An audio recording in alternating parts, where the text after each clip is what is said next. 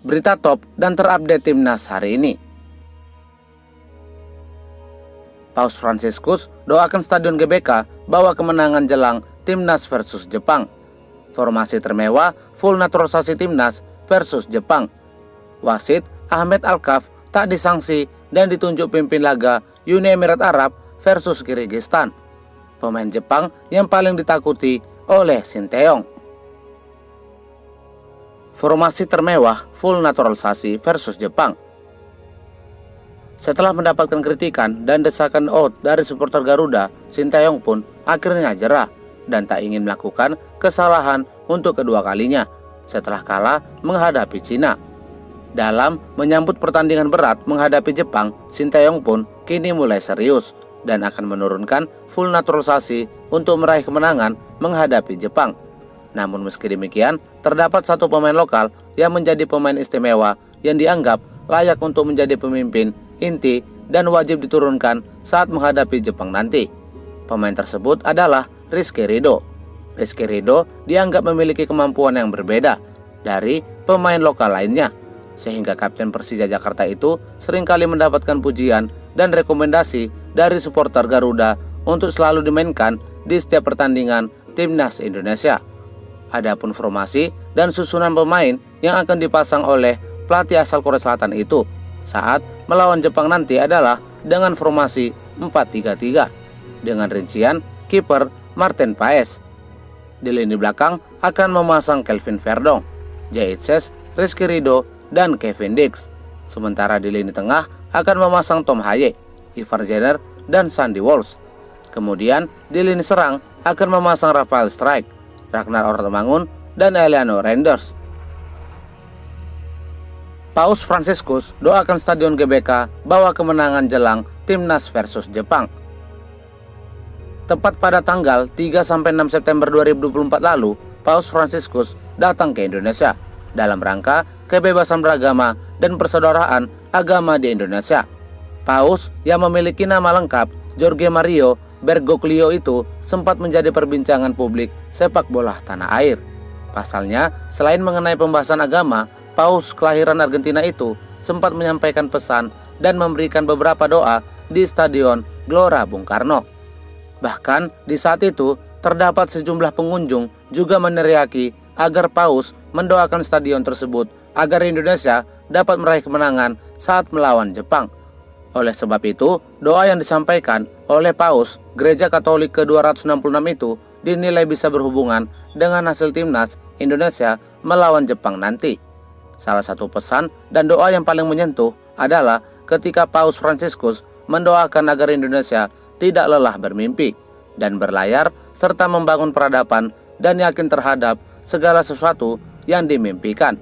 Pesan dan doa Paus itu pun secara tidak langsung berkaitan dengan timnas Indonesia.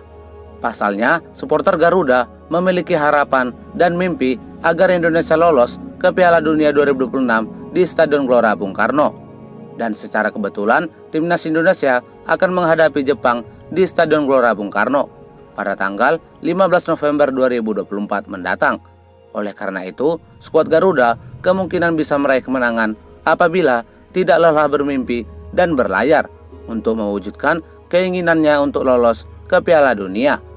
Besar harapan agar doa-doa yang disampaikan oleh Paus di Stadion GBK memberkati timnas Indonesia saat menghadapi Jepang nanti, sehingga Indonesia bisa mengalahkan Jepang. Wasit Ahmed Alkaf tak disanksi dan ditunjuk pimpin laga Uni Emirat Arab versus Kyrgyzstan. Wasit kontroversial pemimpin laga antara timnas Indonesia melawan Bahrain, Ahmed Alkaf, ternyata tidak mendapat sanksi dari Konfederasi Sepak Bola Asia atau AFC. Berdasarkan berita dari media Arab Football_LI 5, wasit berusia 41 tahun itu kembali ditugaskan memimpin pertandingan di kualifikasi Piala Dunia 2026 zona Asia.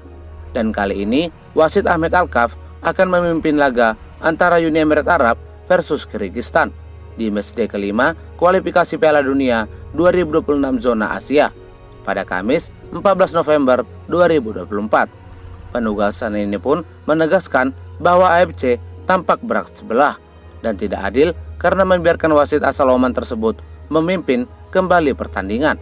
Padahal sudah jelas bahwa wasit berkepala pelontos itu melakukan kontroversi yang mengakibatkan kerugian terhadap Indonesia dan seharusnya layak mendapatkan sanksi dari AFC. Resmi, wasit asal Oman Ahmed Alkaf ditunjuk sebagai wasit di laga Uni Emirat Arab versus Kyrgyzstan pada Kamis 14 November 2024. Tulis Football LI 5. Takefusa Kubo menjadi pemain termahal di Jepang. Salah satu pemain Jepang menjadi sorotan saat diketahui nilai pasarnya yang melebihi harga skuad timnas Indonesia. Seperti yang diketahui, timnas Indonesia memiliki nilai harga pasar sekitar 500 miliar.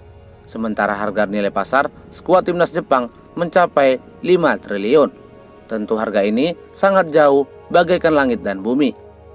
Namun terdapat hal mengejutkan di mana satu pemain Jepang bisa melebihi harga pasar timnas Indonesia. Pemain tersebut adalah Takefusa Kubo.